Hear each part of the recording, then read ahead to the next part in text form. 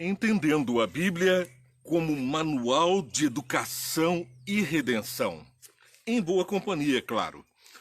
Imagina você se nós pudéssemos escolher que partes das leis civis, penais, tributárias, fiscais que existem no nosso país, nós atenderíamos e quais aquelas partes que nós questionaríamos. Cada um seguindo o seu coração na interpretação daquilo que foi o senso comum. Cada um fazendo uma história, mas desvirtuando da história do coletivo. Seria o caos, estaríamos diante de uma insurreição de todos contra todos. Por isso vamos orar. Senhor Deus, muito obrigado pelas bênçãos que estamos recebendo e peço que abençoe as pessoas que estão assistindo esse programa, que elas sintam a sua presença e o teu poder em nos conduzir em salvação, educação e redenção para o teu tão preparado lar que nos preparou. Guarda-nos do mal neste mundo, mas faz com que nós neste mundo preguemos a tua palavra conforme ela é e conforme ela está. Em nome de Jesus. Amém. Cada um de nós seja um grande pregador da palavra, porque está escrito lá em Timóteo, 2 Timóteo capítulo 3, verso 16. Toda a escritura é inspirada por Deus e útil para ensino, para repreensão, para correção, para educação na justiça, para a construção daqueles homens, de todo bom homem, de toda a imagem e semelhança de Deus. É Paulo quem explica isso ao jovem Tiago, que nos traduz essa mensagem a todos nós. Vamos repetir pausadamente. Nenhum pedaço da Bíblia deixou de ser inspirado. Toda a palavra foi inspirada. Deus tomou cuidado para que cada vírgula ali estivesse da forma como ele assim o deseja. Ele mantém a integralidade da sua palavra. Algumas pessoas estão questionando alguma vírgula, alguma palavra mal traduzida, alguma expressão mal traduzida. É por isso que quando nós ouvimos uma pessoa, ouvimos um texto, nós não o compreendemos, não o distinguimos, não o julgamos por uma palavra isolada do contexto. A Bíblia é um conjunto de 66 livros que vai sendo construído ao longo da história da humanidade. É a história de Deus vencendo o pecado no mundo e vencendo por seus filhos o pecado e fazendo das suas criaturas filhos de Deus para a eterna redenção. Para a sua glória, o mal está sendo vencido. Sim, nós vamos vencer o mal com o bem que aprendemos na palavra de Deus. Não podemos fiar em que um texto possa contradizer o outro, porque não há contradição na palavra daquele que é o soberano, o eterno, o sabedor de todas as coisas. Portanto, quando nos depararmos com algum texto mais difícil ou que nós não estejamos tendo a plena compreensão, devemos perguntar àquele que mandou escrever o texto. Ele está à nossa disposição. O Santo Espírito nos comunica a verdade e esses textos difíceis ou de aparentes contradições ou de contradição com aquilo que cremos, por nossa experiência de vida, pela nossa cosmovisão, aí então nós teremos aquele que mandou escrever, o próprio Deus, o Espírito Santo, se coloca à nossa disposição para dar a verdadeira interpretação. Porque nós fomos criados dentro de culturas, dentro de conhecimentos pré-estabelecidos, e a humanidade vai mudando os conceitos sobre as coisas. A própria ciência vai reconhecendo seus erros e fatos novos sobre as antigas alegações. Muitos cientistas foram mortos por defender a verdade sobre a ciência. Em nome da ciência, muitos foram mortos. Em nome da religião, muitos estão sendo mortos agora. E todos estão sendo perseguidos por ideias que têm ou estão sendo enaltecidos, muitas vezes por ideias falsas, por pregações, especialmente na época de política, a gente vê tanto falso pregador, tanto falso Cristo pregando sobre Jesus e tantos falsos cientistas que se entregam à sua própria sabedoria, ao seu próprio conhecimento para questionar a palavra de Deus. Mas Deus, o sabedor de todas as coisas, foi quem fez todas as coisas. Ele nos dá uma garantia plena, capaz de nos dar a segurança de estarmos vivos e vivificados pelo poder da sua palavra. E Paulo continua dizendo, então toda a escritura é inspirada, útil para o ensino. Então ela não é uma palavra inútil. Nós devemos pensar que tudo que está na Bíblia é para nosso ensino e proveito. Portanto, quando a palavra de Deus fala da redondeza da Terra, e os cientistas achavam que a Terra era plana quando a inspiração trouxe essa verdade, alguns questionaram. Não, a ciência nos diz que a Terra é plana, mas está sobre um elefante, sobre o ombro de Hércules, sobre uma tartaruga. São tantas lendas que a ciência pregava como verdade e que a palavra de Deus já dizia em Jó que Deus mantinha a terra suspensa sobre o nada e sobre a redondeza da terra ele erguia o seu trono.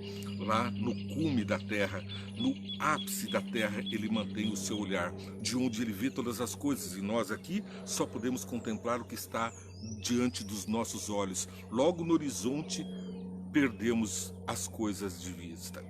Nossa pouca existência no planeta, a nossa breve vida, a efemeridade dos nossos conhecimentos que estão sendo ultrapassados a cada momento, não traduzem segurança a homem algum para que possa questionar a palavra de Deus, que está aí presente há milênios, porque a palavra de Deus começou a ser escrita assim que surgiu a escrita nesse planeta. Antes, a tradição verbal levava a mensagem de Deus de pais para filhos. Foram os patriarcas, foram os juízes, os reis e os profetas que acrescentaram à inspiração todas as formas de garantir a palavra de Deus com a sua segurança para nós até hoje. Não há contradição entre o que foi escrito antes de Cristo com o que foi escrito aqui por Paulo, por exemplo, a Timóteo. Veja que então ele reconhece que é útil para a repreensão, para a correção. E aqui nós vemos os maiores milagres da palavra de Deus para o tempo atual. Porque homens estão sendo convertidos, deixando o mundo do crime na cadeia. O próprio Estado está reconhecendo a utilidade da palavra de Deus dentro dos presídios.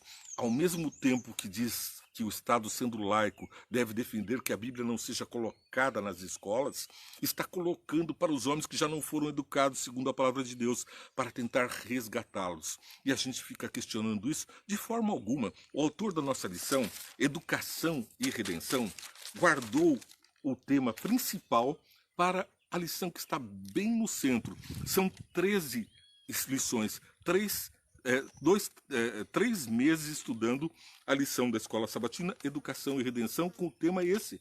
Mas o título agora desta lição é justamente a número 8, é que está no centro, Educação e Redenção. É como Deus mantém a sua palavra para nos edificar, nos manter em educação e redenção.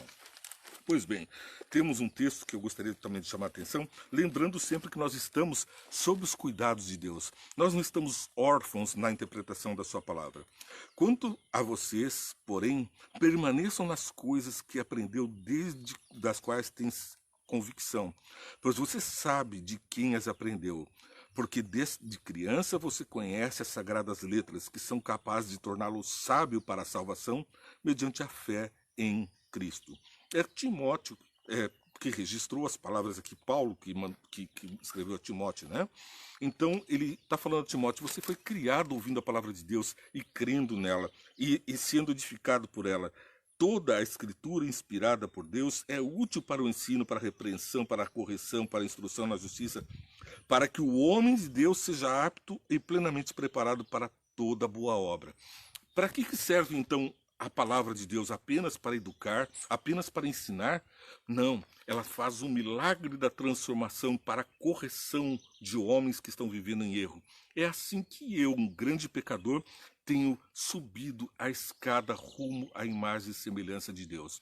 Porque o diabo me lançou nas trevas, mas é Jesus, com sua luz, que me eleva ao Altíssimo e nos apresenta ao Pai como um filho pródigo que veio do lodo da convivência com os porcos, da imundície.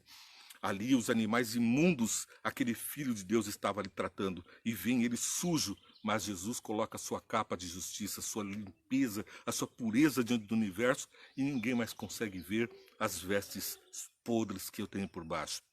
Porque Jesus me reveste da sua glória. Ele me dá o seu anel e as suas sandálias. Eu caminho seguramente com o poder que Deus nos traduz pelo seu poder, pelo seu evangelho. Nós temos um exemplo que é um dos que eu mais gosto na Bíblia, Elias, um homem poderoso demais. Ele estava vivendo em meio a um povo que estava perdido. Já não distinguia mais o que era a palavra de Deus e o que não era a palavra de Deus. Eles estavam titubeando entre dois senhores, na verdade três. Deus dos céus e dois deuses que a rainha tinha trazido para junto do povo de Deus. Jezabel, aquela perversa mulher, ela instaurou uma grande idolatria, trouxe outros deuses diante do povo de Deus. E era tamanha a convicção daqueles que adoravam Satanás naqueles ídolos, porque esses ídolos representavam o poder do diabo. E não vamos nos iludir. O diabo tem a maioria nesse planeta. É o diabo quem faz as coisas prosperarem para o mal. Ele é solidário, ninguém começa o vício sozinho. Logo numa rodinha, aceita uma bebidinha, aceita um cigarrinho. Ninguém oferece um pão, 1 quilo de arroz, mas a droga, o cigarro, as coisas erradas estão nas rodinhas livremente. Não, eu pago a entrada para você. Vamos lá, vai se divertir. Vamos estar juntos no erro. Mas Jesus te convida para estar a sós com ele e conviver com ele. E aqui Elias nos traz então uma pregação poderosa, como eu estava dizendo, e chamando a atenção daquele povo para uma outra realidade. Veja 1 Reis, capítulo 18, verso 19. Agora, convoque todo o povo de Israel para encontrar-se comigo no Monte Carmelo e traga 450 profetas de Baal e os 400 profetas de Azerá, que comem à mesa de Jezabel. Aqui Elias estava desafiando os quase 1000 profetas, a rainha e todo o povo que estava em dúvida sobre quem era o Deus verdadeiro. A palavra de Deus tinha que ser ali sustentada e garantida, provada a fogo, porque as pessoas precisavam ter convicção. O povo atendeu e foi. Aí o Espírito Santo atua, porque eles foram buscar a palavra de Deus. Eles estavam realmente em dúvida sincera se era Deus ou se era os Azerá e os Baals, aquelas práticas demoníacas que estavam infiltradas no povo de Deus, precisavam agora ser elucidadas quem é realmente o verdadeiro Deus. Então, no verso 24, então vocês invocarão o nome do seu Deus, e ele dizia isso com ironia, e eu invocarei o nome do Senhor. Quando você está na dificuldade, quem é que você invoca? Quando você está em dúvida sobre a palavra de Deus, de quem que você busca esclarecimento? É de um pastor que está em erro? É de alguém que está dizendo que a palavra de Deus foi adulterada aqui ou ali, ou que não faz mais sentido? E que as tradições, como tem dito o Papa, é que fazem a regra de fé? Que na igreja nós encontramos a segurança das tradições, pois eu lhes digo com toda a segurança, a palavra de Deus se mantém e se garante, e é o fogo de Deus quem traz poder para isso. Veja só. Então vocês invocarão o nome do seu Deus e eu o do Senhor. E Deus que responder por meio de fogo, esse é Deus. Construíram ali os altares e ele desafiava, construam, vocês são muitos profetas, vão construindo aí. Ele ficou olhando, 450 mais 400 profetas, sacerdotes do demônio, estavam construindo o altar, preparando o bezerro, as oferendas ao seu Deus.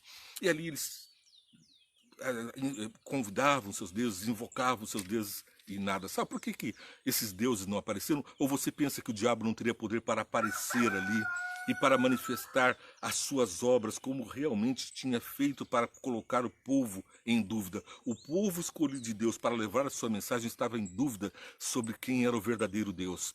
Portanto, esses demônios tinham poder para iludir, para pregar uma falsa mensagem, para convencer que a palavra de Deus não era a adequada, não era a verdadeira. A mensagem para nós hoje não é diferente. Existem demônios querendo te convencer que Deus não tem capacidade de sustentar a sua palavra pelas Escrituras. Mas nós temos aqui a convicção, a prova de fogo. Veja lá o que aconteceu no verso 26. Então pegaram o novilho que lhes foi dado e prepararam, e chamaram pelo nome de Baal desde a manhã até o meio-dia. Ó Baal, responde-nos, gritavam, e dançavam em volta do altar que haviam feito. Mas não houve nenhuma resposta. Ninguém respondeu. Por que o diabo não respondeu, Baal não respondeu? Porque a presença de Deus naquele lugar, através de Elias que estava por sacrificar a ele, e eu falo e fico arrepiado, a presença de Deus expulsa os demônios, mas quando você abre uma janelinha, uma portinha para ele, ele entra e perverte a nação toda. Agora vem o resgate de Deus e a prova de fogo. Verso 27, ao meio-dia, Elias começou a zombar deles. Elias, poderoso Elias, começou a zombar dos profetas de Baal, dos sacerdotes de Baal. Ele começou a zombar daqueles que invocavam o demônio. Ali ele estava levando o poder de Deus. Não estava ele se querendo se colocar como autoridade diante do demônio. Ele invocava a Deus. E a presença de Deus é que fez com que os demônios não chegassem até o altar. Para colocar fogo ali seria muito fácil. Até eu, se estivesse ali com fósforo, poderia pôr fogo. Mas ali estava então o poder de Deus a impedir a farsa. Não pense que aqueles sacerdotes não tinham astúcia para poder fazer um milagre equivocado, como tem tido esses falsos pastores, esses lobos vestidos de ovelha enganando as pessoas com falsidades, com ilusão, com mágica, com chamamento do demônio através de invocação de espíritos e de toda a prática que é inspirada por eles, por Satanás. Mas Jesus, Deus estava ali para impedir a farsa. Ao meio-dia, eles começou a zombar deles e dizia: já que ele é um Deus, quem sabe está meditando ou ocupado ou viajando. Talvez esteja dormindo e precise ser despertado. Então passaram a gritar ainda mais alto e a ferir-se com espadas e lanças, de acordo com o costume deles, até sangrarem.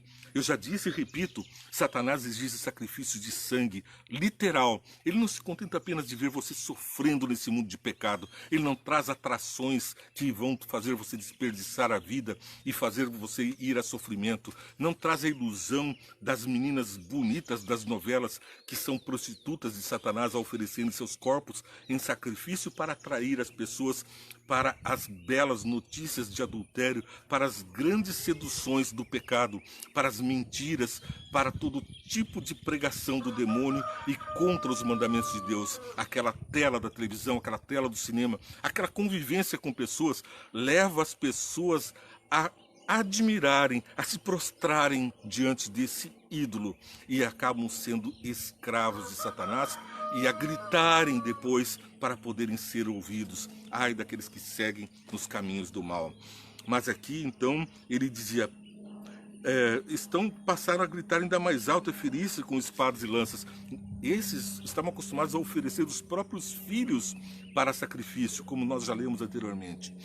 Mas aqui eles mesmos se cortavam com lanças e espadas para invocar ao demônio. Mas o demônio não se fazia presente porque Deus estava naquele lugar. Então Elias disse a todo o povo: aproximem-se de mim. O povo aproximou-se, portanto estava já virando as costas para aqueles sacerdotes que estavam enlouquecidos ali. E Elias preparou o altar do Senhor que estava em ruínas. Estava em ruínas. O outro tinha oferecido bezerro. O outro estava todo belo. 950 sacerdotes, Elias sozinho. Elias preparou o altar do Senhor, que estava em ruínas. Depois apanhou 12 pedras, uma para cada tribo de descendentes de Jacó, a quem a palavra do Senhor tinha sido dirigida. Eu pulo agora para o final do verso 33 do capítulo 18 de 1 Reis. Encham de água 4 jarras grandes e derramem sobre o holocausto e sobre a lenha. Sim, porque o sacrifício era de fogo, a prova era de fogo. Se Deus derramasse fogo e consumisse o sacrifício, então era o Deus verdadeiro. Satanás já tinha fracassado. Agora ele desafia a Satanás, desafia os sacerdotes e ainda brinca com eles, joguem água. Vão lá, peguem água, joguem água por sobre o meu sacrifício. Vamos ver se Deus é Deus, se ele tem poder para sustentar a sua palavra. E então o que acontece? Verso 37. Ele ora: responde-me, ó Deus, responde-me para que este povo saiba que tu, ó Senhor, és Deus e que fazes o coração deles voltar para ti. Ora, aqui ele não orou: Senhor, atenda-me, eu quero aparecer, eu quero mostrar para esse povo que eu sou Elias. Não, ele quer que Deus mostre o seu poder libertador para aquele povo, para libertá-los das práticas sacrificiais de mutilação própria, da vida de escravidão do pecado, para a gloriosa luz do nosso Redentor. E no verso 37, então o fogo do Senhor caiu e queimou completamente o holocausto, a lenha, as pedras e o chão, e também secou totalmente a água da valeta. Poder de Deus é capaz de manter a sua palavra, lambendo a água, comendo o sacrifício, até as pedras e a terra foi devorada. E o povo, diante do milagre da palavra de Deus, responde. Quando o povo viu isso, todos caíram prostrados e gritaram, ó Senhor, o Senhor é Deus, o Senhor é Deus. Agora nós reconhecemos o Senhor é Deus, porque Ele fez fogo na nossa vida. Quando é que Deus pode fazer o fogo na nossa vida? Quando nós nos entregamos a Ele. O povo foi buscar a verdade. Você está indo buscar a verdade? Você está confiando na palavra de homens e desconfiando da palavra de Deus? Homens julgando a Deus, onde já se viu isso? Nós temos que confiar na palavra, fincar-se na verdade da palavra de Deus. Verso 39 do capítulo 18 de 1 Reis. Quando o povo viu isso, todos caíram prostrados e gritaram, o Senhor é Deus. 40. Então Elias ordenou-lhes, prendam os profetas de Baal, não deixem nenhum escapar. Porque os mentirosos, os perversos, não escapam do juízo de Deus. Aqueles que enganam o povo de Deus não escapam do juízo de Deus. É por isso que eu convido você a orar por esse programa, para que nós nos mantenhamos única e exclusivamente fiéis à palavra de Deus, como tema de Deus para fazer a educação e redenção desse planeta. É Deus cuidando de mim e cuidando de você, porque Deus amou o mundo de tal maneira que deu o seu Filho por nós. Mas os falsos deuses exigem o seu filho, a sua vida. Você está assistindo um programa Entendendo a Bíblia em Boa Companhia, que vai ao ar diariamente às 9 horas. E eu te convido a assistir também 5 minutos, Vem Entende, que vai ao ar às 8 horas. É o resumo bem rapidinho dessa programação. Você curte, compartilha, segue essa programação e faz seguidores de Jesus acompanharem a palavra de Deus. Eu espero você logo mais na sequência dos programas. Que Deus abençoe a você e multiplique as bênçãos através de você para todos a quem você ama. Que Deus te abençoe.